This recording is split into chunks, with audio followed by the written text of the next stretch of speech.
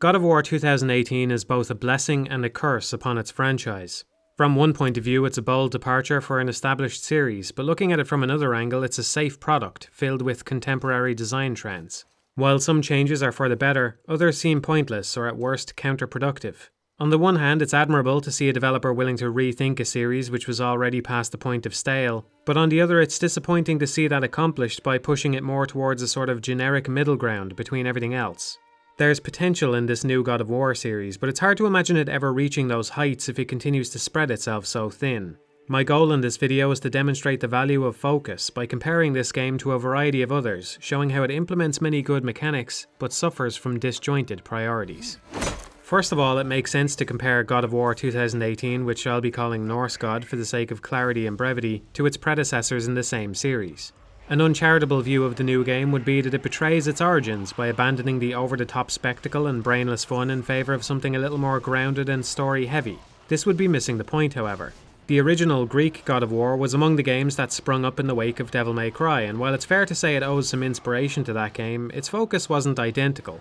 Even from the very beginning, Greek God's appeal lied in its more cinematic moments, such as the Hydra fight, which kicked off the series with a heavy emphasis on scripted behaviour and QuickTime events. That's the whole idea behind God of War, is it's not just a game, it's an adventure like a movie. In this sense, the new God of War is very much in line with the old one. The appeal hasn't really changed, only the subject matter and execution.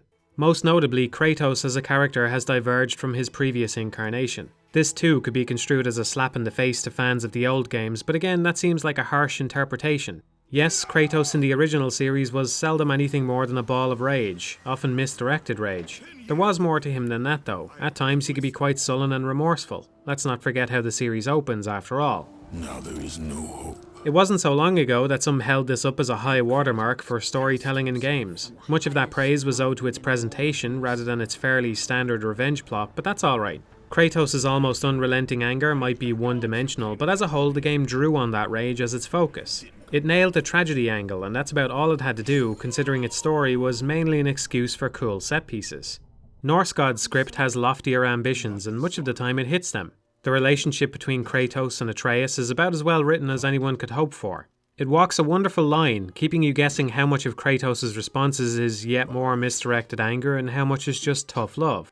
That said, for a game with so much emphasis on its story, there are some problems which are hard to excuse. When Atreus learns of his godhood, his character does an abrupt reversal, which might be forgivable if it went somewhere, but his change back to normal is just as sudden. This whole arc seems mishandled, and it's downright nonsensical if you leave your side questing until this point because his dialogue remains the same for those. But with all that power, you would think at least some of them would try to make life better for people. We're sick of hearing about little people's little problems! Another moment that rings hollow happens when Atreus is sick. Kratos lacks urgency here, which is somewhat understandable to begin with, but even when he gets to Freya's house, he stands outside yelling for her rather than barging in. Even the meekest person alive might be tempted to kick the door in under these circumstances, let alone Kratos, who isn't exactly known for his good manners. The central plot also revolves around chasing a series of MacGuffins, which robs the finale of its catharsis. If the entire playthrough was spent actually climbing the one mountain, reaching the top would have been much more gratifying. Teleporting from Tyr's temple to the peak of Jotunheim just doesn't have the same weight to it. Some smaller issues exist as well, like if you hand in a quest with another one pending, the dialogue does that thing where the characters start talking to each other as though they haven't just been speaking. It's nice that Mimir has lines for when his stories are interrupted, but that effort is wasted when the transition between the two often doesn't make sense. As before, we could say the story exists more to prop up a series of experiences for the player to go through, but it's clear that some of those moments stood to benefit from another revision of their script. It's from this experiential point of view where the new camera system makes the most sense. One major goal this time around was to pull us into Kratos' mindset, asking us to consider what's going on in his head and allowing us to better associate with the events going on around him. For whatever psychological reason, it seems as though camera distance plays a vital role in this. When we're amidst the action, it's natural that we connect to it more easily. If Norse God had the detached camera system of the Wonderful 101, we'd be pretty far away from Kratos' struggles and thus less inclined to feel for him. This is why the Wonderful 101 pulls its camera in for cutscenes, so we can see and relate to our heroes more closely. Norse God's camera successfully places us in Kratos' boots, giving the experience more emotional weight at all times. Of course, combat represents a huge chunk of that experience, and it's in these moments where the flaws of this perspective become all too clear. Bad camera systems are nothing new for 3D action games, but the genre has undergone some improvement over the years. In terms of perspective, Norse God resembles God Hand, with both fixed behind the character. One of God Hand's weakest points is its camera, but as bad as it can be, it has at least one major advantage over Norse God. God Hand is unapologetically gamey. It has no cinematic ambitions whatsoever, and as such the camera is free to ignore walls in order to provide a consistent behaviour no matter the terrain. Norse God opts for standard clipping behaviour instead, forcing the camera back into the game world so as not to break the illusion. An irony here is that films often do build sets in such a way that the camera exists outside of the scene in order to get a better shot, but anyway, even older games offer a reasonable compromise. Disappear behind a pillar in Devil May Cry and it turns transparent, allowing you to see through without denying the fact that it still exists. When it comes to combat, comparing Norse God's camera to God Hand is the most advantageous position you can take. Even the Greek God games gave a better, more consistent overview of the action, and even those kinds of cameras pale in comparison to the simple but beautifully effective viewpoint of the wonderful 101. Norse God fails to keep threats on screen and gets caught on the terrain. Lock-on breaks when enemies pull simple evasive maneuvers, and if you choose to avoid using it, you're left to babysit the right analog stick. The Soul series is, or was, also focused on experiential moments more so than pure combat, and while its camera system is flawed in its own ways, it presents a better middle ground. Most of the time it's pulled out enough to give a decent overview of the environment, while also being close enough to immerse ourselves in the experience of our character. This balanced perspective might be a major factor in that series' success. Anyway, it's obvious that a trade-off is happening in Norse God. Combat suffers from limited vision, but many other aspects benefit. This would be fine, except that combat is the most involved portion of gameplay, so if the combat suffers, the game as a whole is substantially worse for it. It's hard to connect with the events on screen when we're juggling several roles, one of those being a cameraman wrestling against subpar equipment. The Last Guardian is another game spent in the company of an AI companion, and it too has a disappointing camera. That said, it doesn't matter so much when moving your character and controlling the perspective are about the only two things you do. The fact is, we can only care about so many problems at once, and this is how games like The Last Guardian or Journey can justify their more simplistic mechanics. Pulling off sick combos isn't conducive to emotional involvement in some grand narrative. Which isn't to say that complex combos are bad, far from it, they're just a very different type of engagement which doesn't mesh well with some other kinds. If you're trying to watch your flank, punish the guy in front of you, track your cooldowns and form a strategy about what to do next, then you're probably not thinking much about Atreus' well-being, and the opposite is also true. It's up to the designers to ask themselves what they want the player to care about at any given moment and take an approach which best supports that goal. This is why other action games use different camera systems for gameplay versus cutscenes. Of course, Norse God's refusal to do so arises from the desire to frame the entire experience as a single camera shot, but this strikes me as a misguided goal. On the one hand, I don't want to dismiss this just because it's not a movie. Films are very difficult to do in a single take, but games can be too, maybe even more so. They're just difficult in a very different way. Considering the complexity of the world and the action scenes, it's impressive how smoothly it transitions between them, and that it's done without traditional loading times. No doubt this resulted in a lot of extra work on behalf of the level designers and engineers, but we could easily frame all that effort as a negative. All those man hours could have been spent on more beneficial tasks if they were willing to let go of this idea. I'll be the first to admit that many set pieces benefit from abandoning cuts. Countless other action scenes have been butchered by chopping all over the place, leaving you unsure what's happening, which drains the scene of its tension. In Norse God, you get a consistent view of each battle, which is sometimes used to brilliant effect.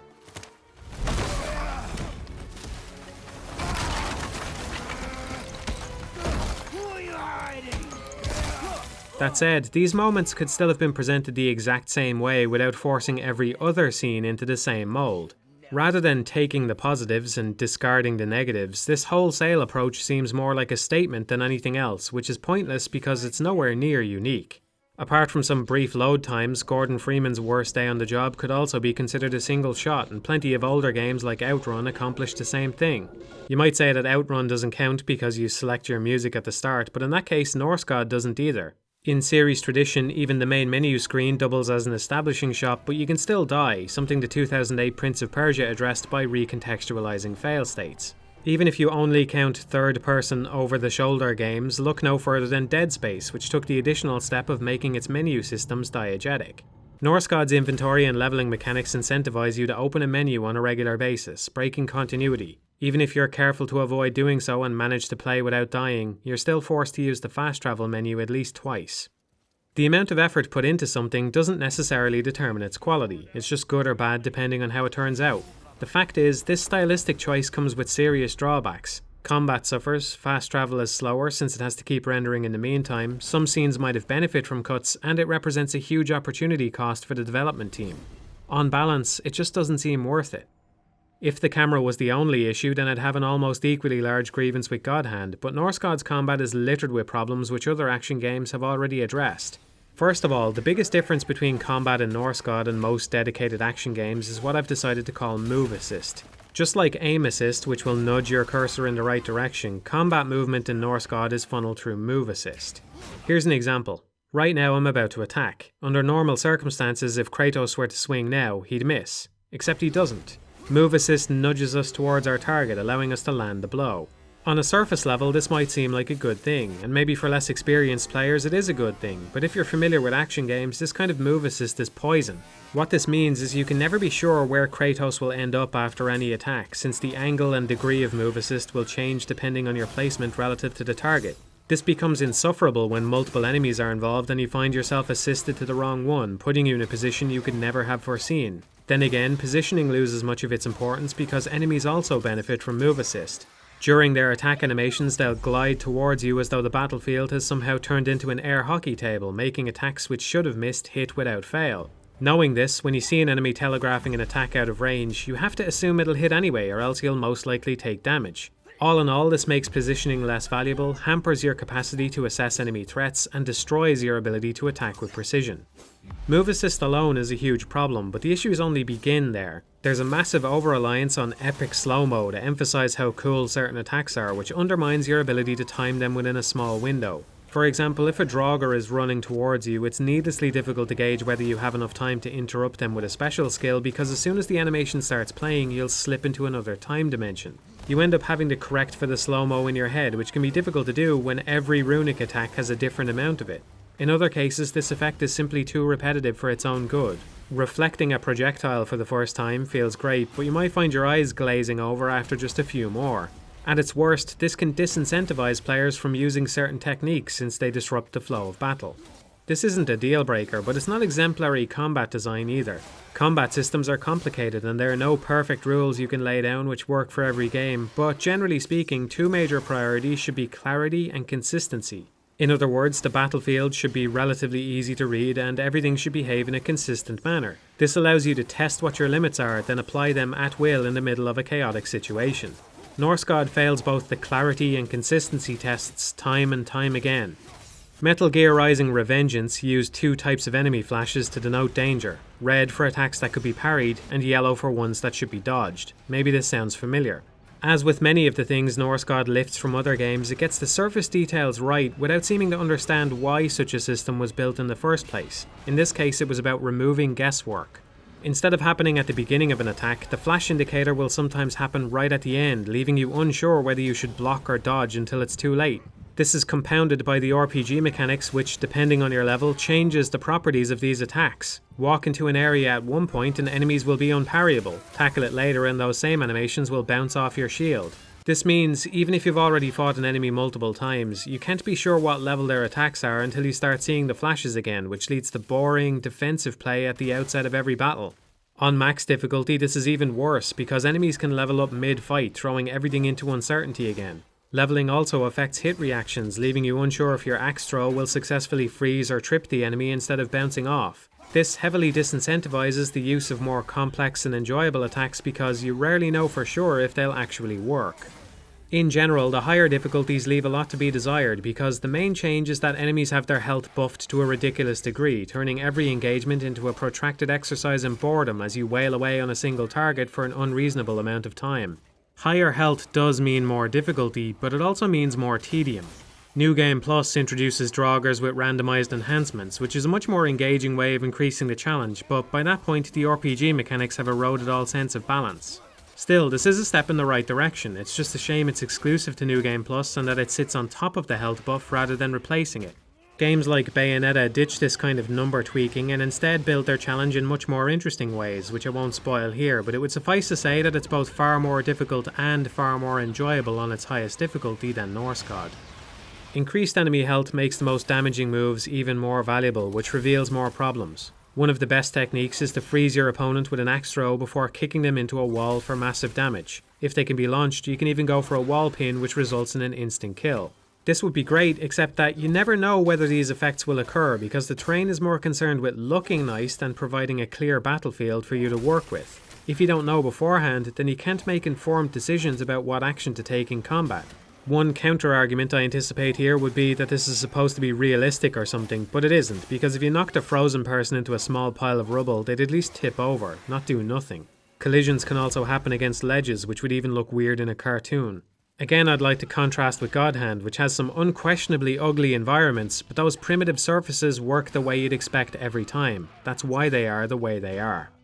Another one of the best techniques is to parry an attack, then go straight into an Executioner's Cleave by holding R2. This is trivial to accomplish unless you buy the Countering Crush, which overrides the R2 button in this instance, meaning you now have to time the cleave more carefully. Similar problems arise elsewhere. Buy the running heavy attack and you'll be forced to pause at the end of a sprint if you want to do a normal launcher instead. One of the post-dodge moves causes Kratos to dash backwards, putting you further away from your target at a time when they're likely to be vulnerable.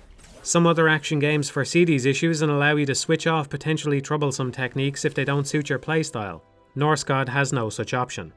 While we're on the topic of Executioner's Cleave, as far as I can tell it's lacking invincibility frames at the end and can't be cancelled into a dodge during that recovery. This seems to apply to other cinematic moves as well, like when you go into a grapple against a stunned opponent. If an enemy attack happens to coincide with the end of these animations, you will get hit, and considering how long these are, it's never safe to do unless an enemy is isolated.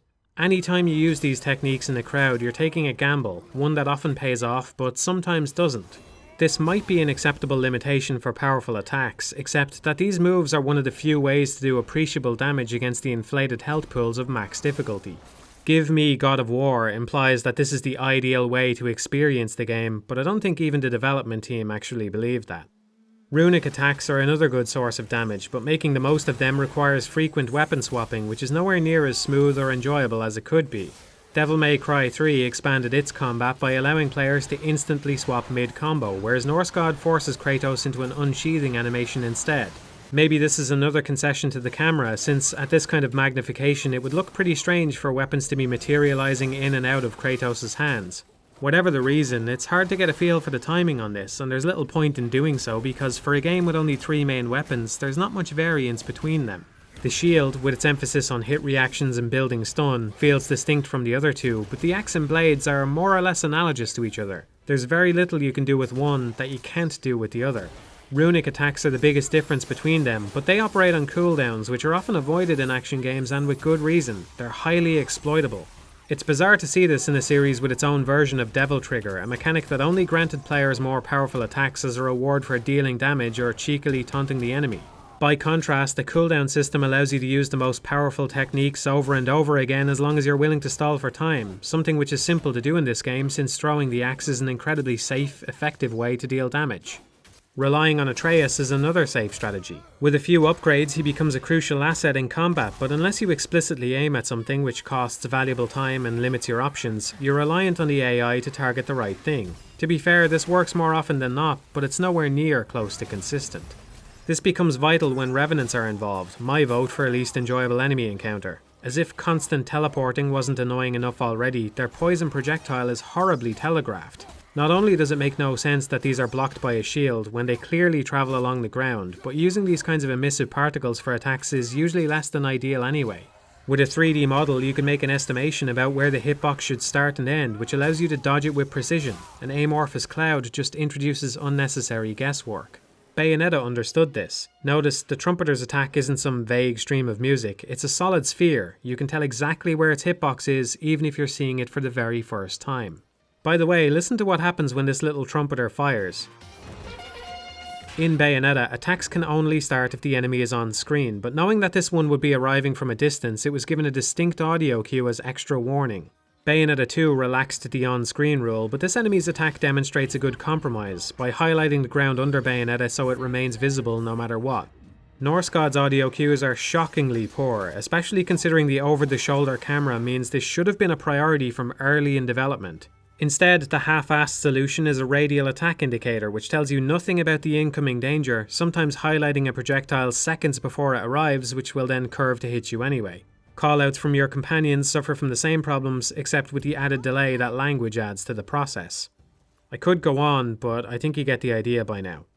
Every combat system has flaws, but the ones in Norse God are so pervasive they leave little left to be enjoyed. The Greek series may have been more simplistic, and definitely had more than its fair share of aggravating enemy designs, but its combat is a net positive overall. With so many problems, I'm not sure I could say the same for Norse God, but at least there are some points in its favour too.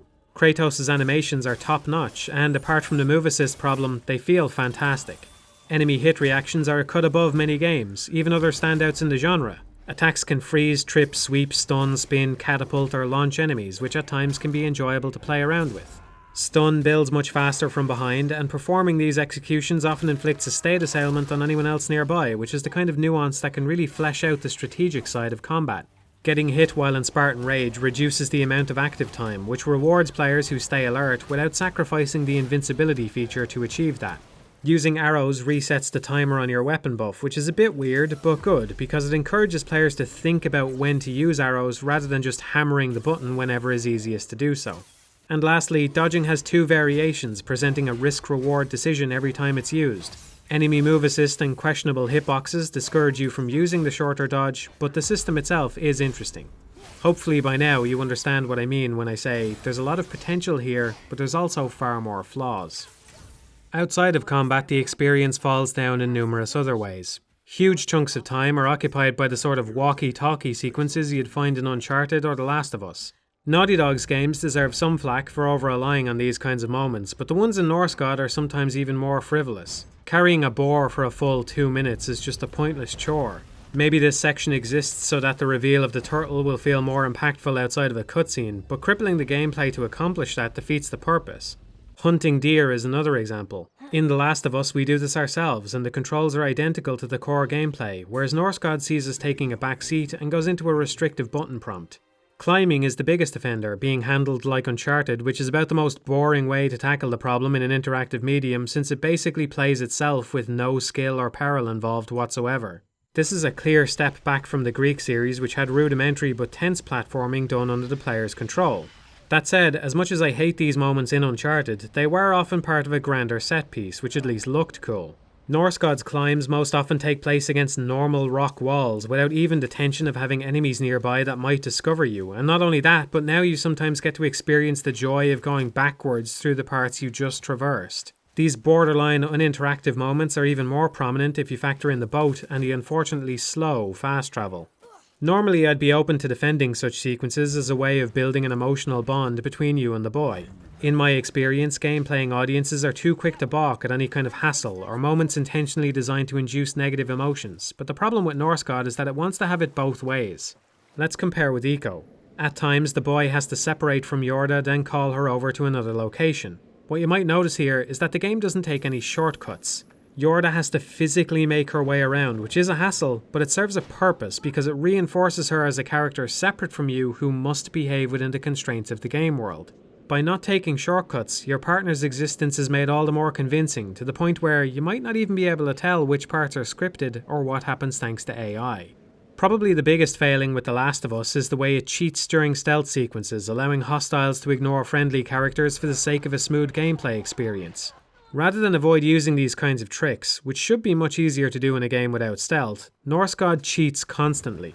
We know the kid is teleporting all over the place whenever we're not looking, even if we never see it directly. This is why you're always forced to point at objects before interacting with them, so Atreus can come in from off-screen. Jump onto a wall and he's always conveniently right there so as not to slow down the gameplay. Needless to say, this makes it harder to care about him since he's so obviously artificial. This is an example of how the game's desire to be a smooth action romp is working against its desire to be a serious emotional journey, but it may have been possible to reconcile these two goals. The father-son relationship lies at the centre of everything, and while it has well-written dialogue, a script is only a small subset of most games. The bulk is interactivity. In that aspect, the ways in which we bond with Atreus are dubious. We insert into this story as Kratos, who already has a strong attachment to his son, but as a player we have no reason to care about him from the outset, no more than any other random kid at least. Maybe by the time most players see the credits, they find themselves more attached to the little mischief maker than they ever would have imagined, but it probably doesn't resemble a parental bond. In gameplay, the most obvious and common way Atreus makes an impression on the player is when he assists during combat, but this is achieved by leveling up through a menu, not by passing the torch in a way a parent would to their child. Dragon's Dogma has such a system. Pawns act as a player's companion who they can train to behave certain ways based on the actions they perform. Norse God could have taken some cues from this, and what's really frustrating about it is that when you start looking for these opportunities, they already are built into the combat system. One of Atreus' most useful skills is the ability to trip enemies. Coincidentally, Kratos can also trip enemies. Rather than using an abstract menu, it would have been much more impactful if the player had been encouraged up front to experiment in combat, since Atreus can learn from their actions. Then, when a player trips an enemy, dialogue could play to indicate that Atreus is learning. Maybe there could even be a fun back and forth between them where he tries to trip someone, fails, and Kratos has to do it again before he finally gets the hang of it. Now apply the same thinking to other techniques like juggles, finishers, guard breaks, kicks, weak points, and anything specific to certain enemies. It doesn't even have to be limited to combat. If you habitually break crates and pots to look for health, maybe Atreus could do the same. The sky was the limit here, and if you ask me, this is the most effective way Norse God could really have elevated itself. This would bring gameplay and narrative into harmony with each other, encouraging players to use all their skills by rewarding that with Atreus' growth. In the end, we'd have directly shaped Atreus, forming our own parental relationship with him in the process. Instead, we get a game torn between its two halves. Many other games have this problem, but they also have a crucial advantage. The split is usually between cutscenes and gameplay. Even Metal Gear Solid 4, with hours upon hours of cutscenes, can be enjoyed fully for its gameplay systems because almost everything else can be skipped. If they had focused on improving the combat, Norse God could be an action game worth mastering, but as it is now, you'd have to be insane to replay it on a regular basis because you'll be forced into the same lengthy dialogue sequences every time. Even with the ability to skip cutscenes, it still takes 10 minutes from reaching the Black Breath to arriving in Alfheim, and this is just one example. Being charitable, we can assume that many unskippable moments are necessary to mask load times, but this poses another question. When does a game look too good for its own good? Presumably, if the Witch's Woods didn't have quite so many unique assets, we'd have shorter elevator rides to endure. The trip to Thamur's corpse seems to be masking a major load, and Tyr's temple's drawn-out animations probably are as well. To an extent, this is clever design, but developers these days should be aware that their games will be preserved by ports to future systems. It's a safe assumption that Sony's next piece of hardware will have faster access speeds than the PS4, in which case these sections will squander the player's time for no reason. Even the Realm Between Realms delays the opening of the exit portal until the current dialogue is finished. If it seems far-fetched to you that technology might improve to such a drastic extent in the future, you haven't been paying attention. There's already an example of it in this very video. Half-Life was cutting edge at the time of its release, and its brief load times weren't so quick back then. Sure, this might seem like a petty complaint right now, but Norse God will spend the majority of its lifespan on systems much better than the PS4. This period of time could be considered the launch window in the grand scheme of things. With that in mind, this approach to loading seems pretty short-sighted. Credit to all the environmental artists, Norse God is a feast for the eyes. No doubt a lot of effort went into the graphics, but while beautiful scenery is easy to appreciate, it also comes with plenty of downsides. It's important to recognise that developers do actually have a choice here. Using more simplistic or stylized visuals can cut down on requirements, allowing for faster loads or better performance. Do it well and it might even look better too, especially in the long run. On top of the aforementioned issue with inconsistent wall splat effects during combat, some areas are poorly fenced off, relying on you not to question why Kratos refuses to step over knee-high obstacles. Maybe this is a false dichotomy, but I presume if the environments weren't quite so detailed, the level designers would have been able to smooth these issues out more easily. We've already established that the most kind way to think about the camera is to imagine the developers wanted to put us in Kratos' position, but it's a bit rich to ask us to ignore so many invisible barriers if that's the goal. For me, the worst of these kinds of inconsistencies is seeing the God of War reduced to a slow jog by carrying an item light enough to float on water. Obviously this weight disparity is a simple oversight, but even if we imagine the crystal is as heavy as solid rock, surely this should pose no problem for a man who can flip a golden temple upside down.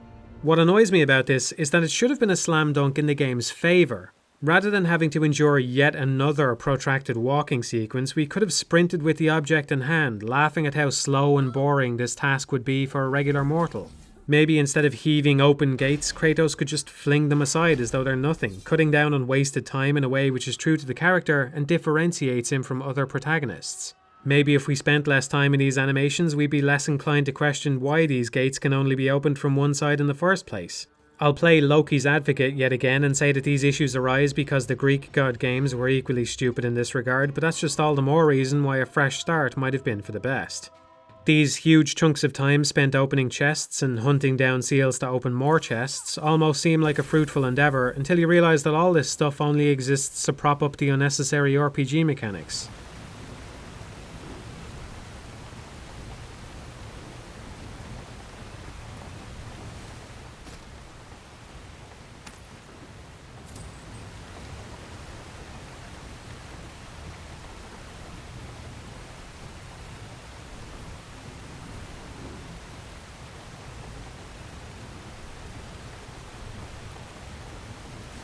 Luck is pointless, since if you're willing to sell your old equipment, you get a reasonable supply of hack silver even without side quests, whereas vitality and defense are only useful if you get hit, which means if you're looking to capitalize on your skill as much as possible, you're left with 3 stats: strength, runic, and cooldown. Even prioritizing cooldown, you'll be lucky to shave more than a third of the recharge time off your favorite attack by the halfway point of the main quest. If the goal was to give players the means to carve out some kind of playstyle, this system is a failure, but don't take my word for it, it's easy to collect 2 sets of equally leveled gear and compare them, which reveals the difference to be minuscule. The biggest jumps in power happen with weapon upgrades and level ups, which every player can acquire at about the same time anyway. Resident Evil 4 is another game which overhauled its series while also introducing an upgrade system. Apart from keys, every single item you pick up in that game is either a weapon, health, ammo, or money. The shop then gives you the option of turning any of the other 3 categories into money, which is used for enhancements. It's the devastating combination of being simple to understand, but still complex enough to provide plenty of options. An upgraded shotgun gives you distinct strengths and weaknesses compared to an upgraded sniper rifle.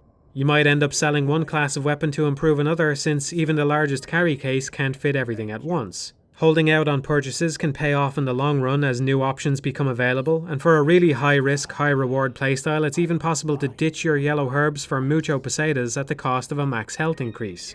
For some games, even this elegant system would be superfluous, but Resident Evil already had a perfect excuse for its scavenging time. Since attacks require ammunition, every battle is a decision about which ammo type you can afford to expend.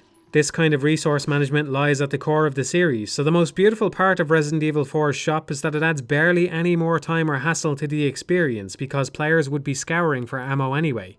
All of this is to say that interacting with inventory and RPG mechanics costs time, which should pay off by enhancing the underlying gameplay in some way. That's really the whole point, but many games get away with tacking them on regardless because seeing the numbers go up is a shortcut to your brain's pleasure centers. Combat systems that are good for their own sake don't need leveling mechanics. In fact, they're better off without them because a consistent level allows the designers to fine-tune enemy encounters with precision.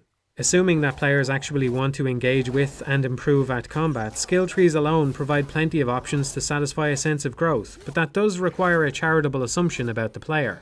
To find out just how highly Norse God thinks of its players, look no further than its puzzles. I'm sure I'm not the only one who sees a resemblance between the puzzle-solving items of the Zelda series and certain power-ups unlocked over the course of Norse God's campaign. In the beginning, you're limited to pushing and freezing objects, but later you acquire the light arrows, shock arrows, blades of chaos, and Hell's Wind, which are used for more environmental interactions.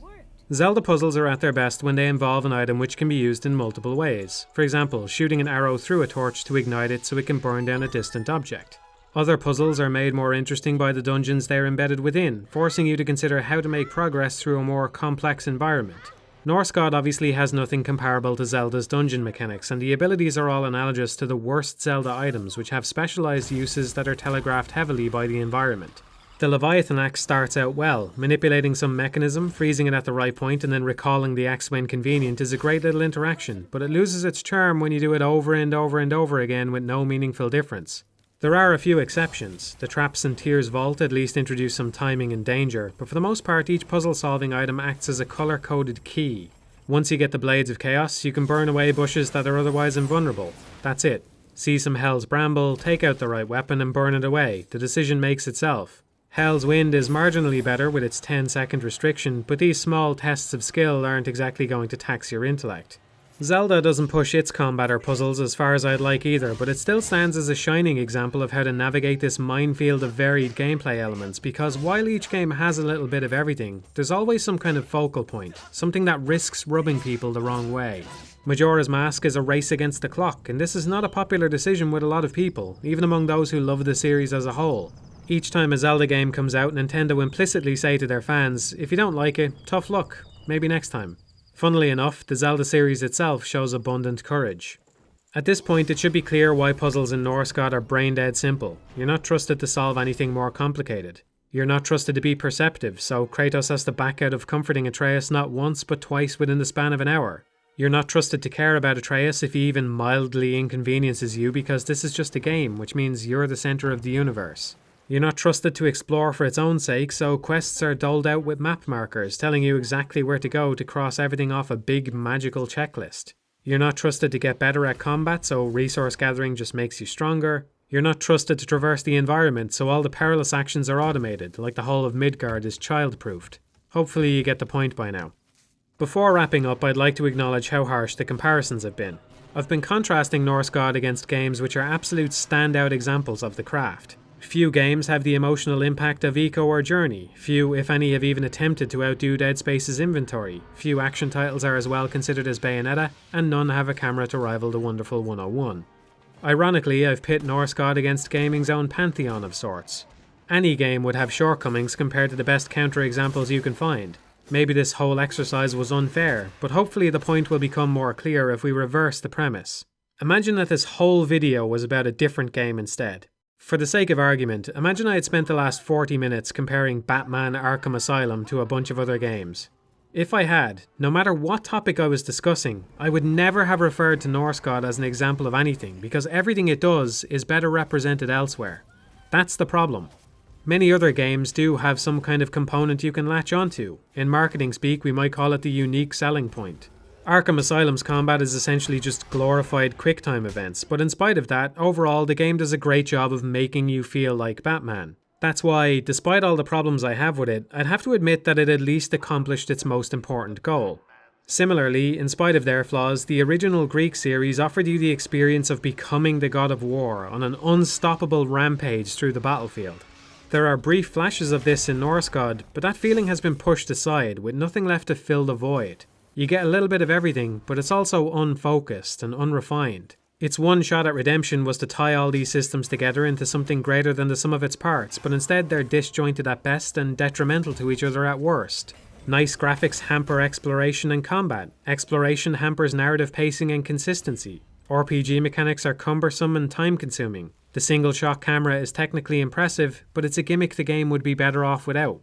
Basically, it's all over the place, but to be fair, it's easy for me to sit here and criticize this game even though it cost millions upon millions of dollars and years of work from a bunch of talented, driven people. The whole cottage industry that's sprung up around criticism deserves a taste of its own medicine, myself included. Cynically clawing at the monumental efforts of others is a cushy position to be in, I should know. Wait a minute, that card. I'm about to imply that God of War is mediocre, and there really is no more smug a position you can take. From the moment this game was revealed, I could already hear the YouTube contrarian engine whirring to life. I just never expected to be part of it myself. Despite having made some highly critical videos in the past, I've never gone out of my way to play something I think I won't like, and this game is no exception. Although I had some reservations to begin with, mainly about why the developers would choose to reuse Kratos, over time I started to think that Norse God could be just what the series needed. In a way, it was. I would never have made this video about Ascension because I didn't bother to play it. My interest is the only reason why this video is about God of War 2018 and not the countless other mediocre AAA games released year in, year out. That has to count for something. At least it's not some heartless multiplayer vehicle built to push loot boxes. Developers don't deserve charity just because they sink a lot of resources into a project that ultimately disappoints, but we can at least recognize that people invest so much of their lives into the games industry because they want to make something great. My problem isn't so much with the developers of God of War. I'm sure they tried their hardest to make the best of what is fundamentally a bad situation. I don't know what the budget for this game was, but factoring in marketing, it's safe to assume it crossed the $50 million mark, maybe closer to $100 million. Think about those numbers for a second. They say pressure makes diamonds, and while there's some truth to that, get too much pressure going and things just start to implode. Sony Santa Monica did a good job not to collapse under that weight. If you're listening to this thinking you could have done any better, you're almost certainly wrong.